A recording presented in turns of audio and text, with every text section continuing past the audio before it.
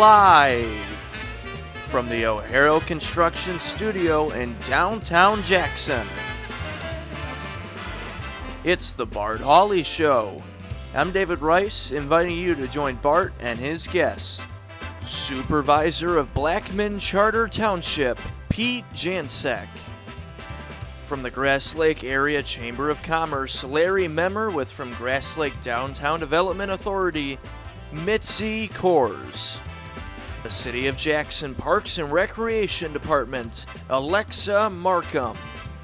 Meet the JTV staff with Lead Production Supervisor, Adam Bragginser. And from the American Red Cross, Sheila Drury and Executive Pastor of Found Church, Corey Lewis.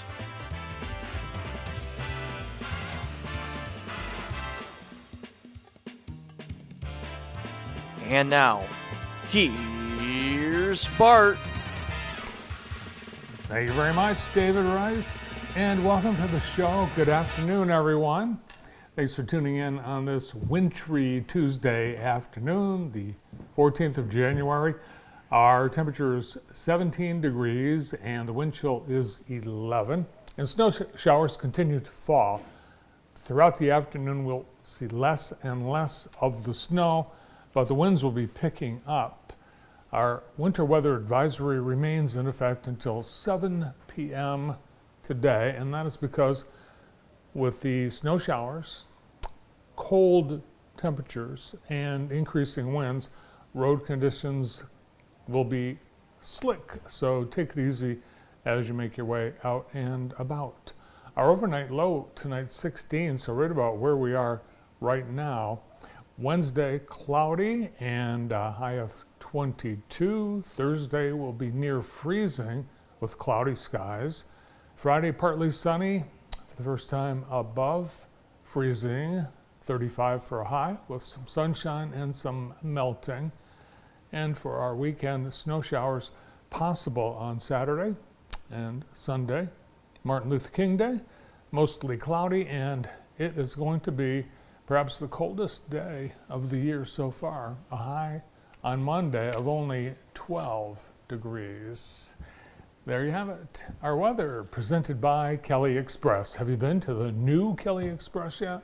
The Michigan and Robinson location opened over the weekend, and they'd love to see you. They've got some cool new features. And still to come, their full-service kitchen, which will be online in about 4 to 6 weeks.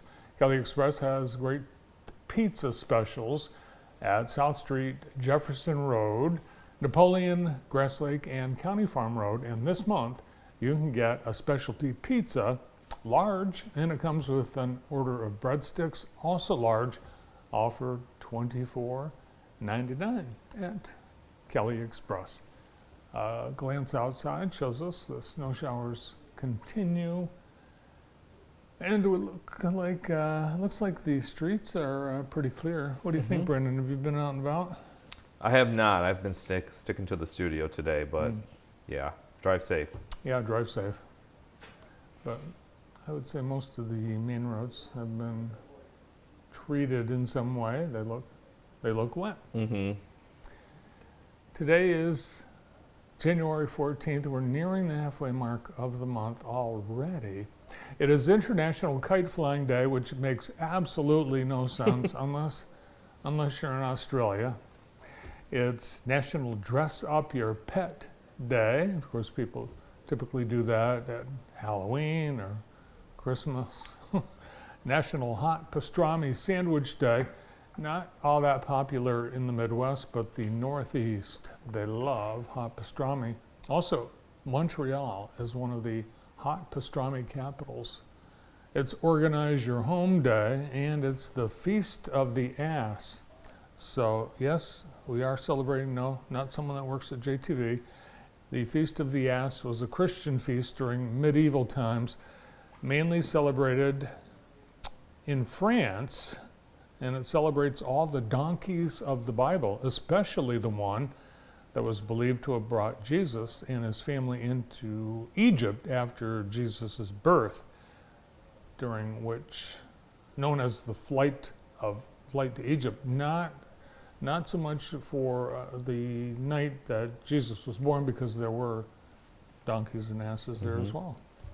It's Ratification Day, and Brandon, I know you love the U.S. history questions. Ratification Day, occurring on this day in 1784 by the Confederation Congress, which was at that time known as the Continental Congress, and they ratified what did they ratify?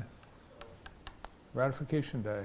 They ratified, I don't know. it's a tough one, the Treaty of Paris. Oh, of course. That's what I was about to say. And that ended the American Revolutionary War and made the United States a sovereign nation. So an important day in our history. On this day in 1970, the curtain closed for good on Diana Ross and the Supremes. They performed their final concert at the Frontier Hotel, which is no more either. But the Supremes, they were the most successful American pop group of the 1960s. Their 12 number one hits in the 60s placed them behind only Elvis and the Beatles in terms of chart dominance. They were the sound of the 60s Motown sound. Diana Ross and the Supremes, they broke up after this concert. They recorded the concert, so it's a record. You can get an album of their final concert. I think it's called The Final Concert. But they broke up because Berry Gordy was hoping to make Diana Ross a single, standalone star act separate from the Supremes.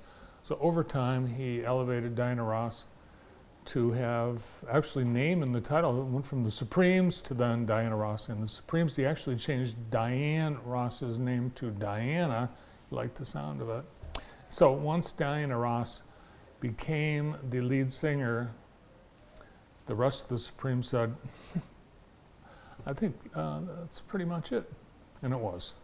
On this day in 1952, The Today Show premiered with Dave Garroway as the host. 1952, so that makes the Today Show 72 years old. Wow. Wow, and they started the week with a new host, Craig Melvin, taking over from Hoda Kotb, who retired at the end of the year. And it was on this day in 1973, Brandon, you'll like this because it's football history. 1973, before your time. But on that day, the Miami Dolphins did something that no NFL team had ever done before or since. And I'll give you a hint. They won the Super Bowl. They finished the year undefeated. That's exactly right. Don Shula. I'll give you Larry the bell for Zonka. that. Yeah. Yes, they had a perfect season. Of course, it was only, 14 games?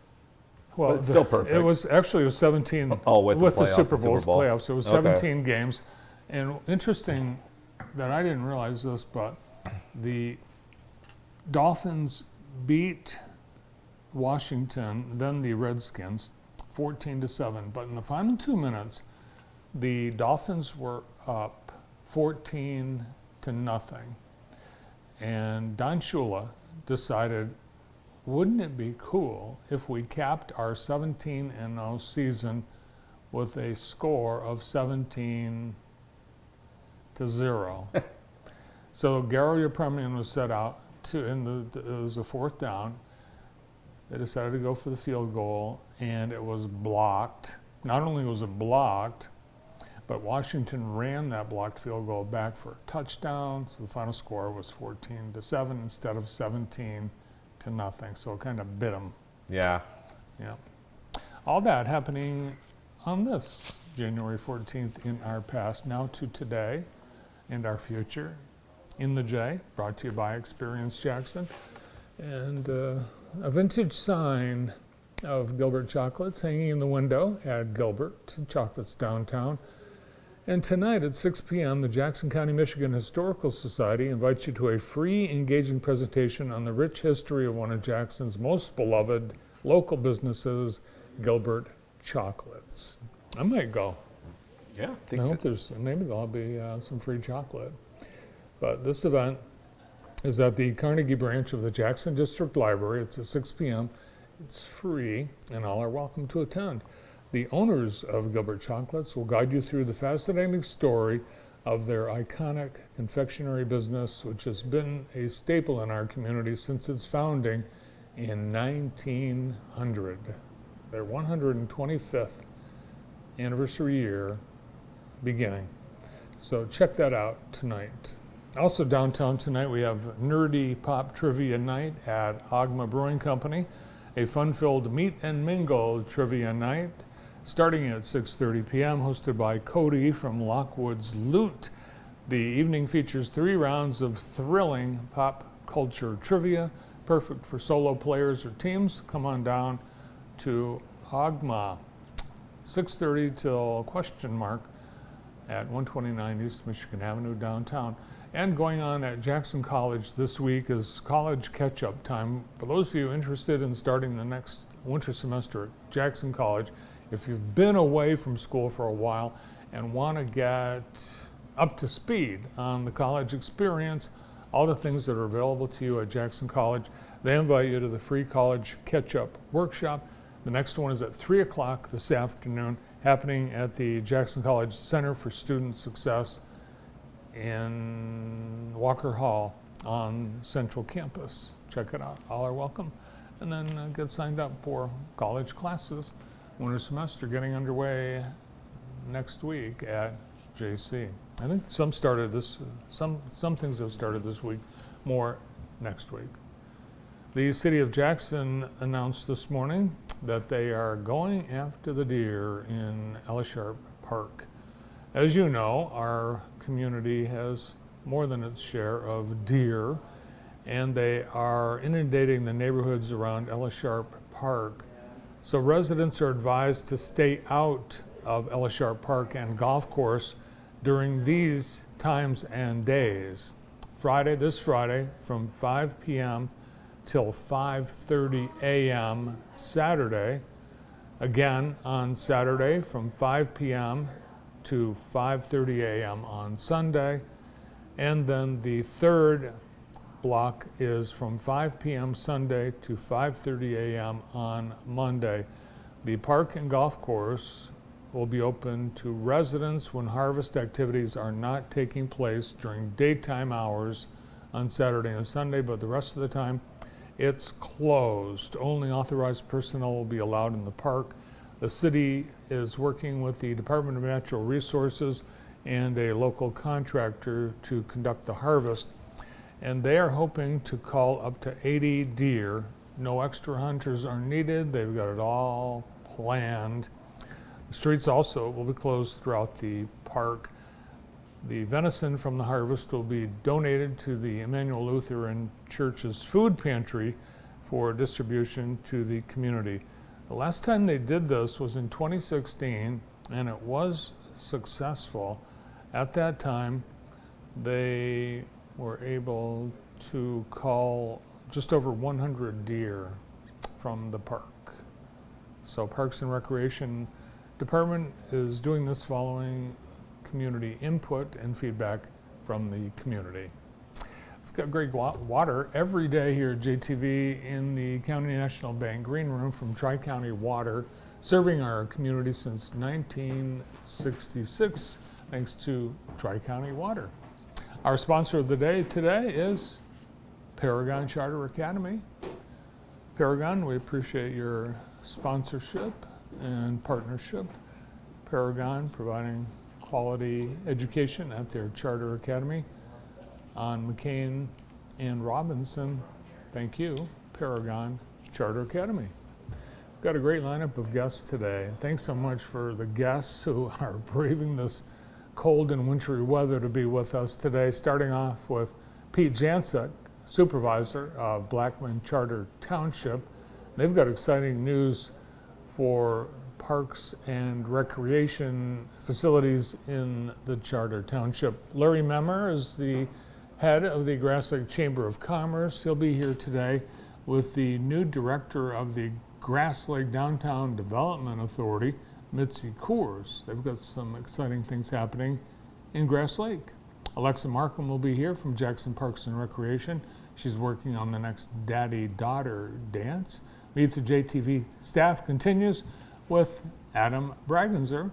And from the American Red Cross, Sheila Drury will be here. She is putting on a blood drive in partnership with Found Church, and Executive Pastor Corey Lewis from Found Church will be here with Sheila. All this and more today on JTV.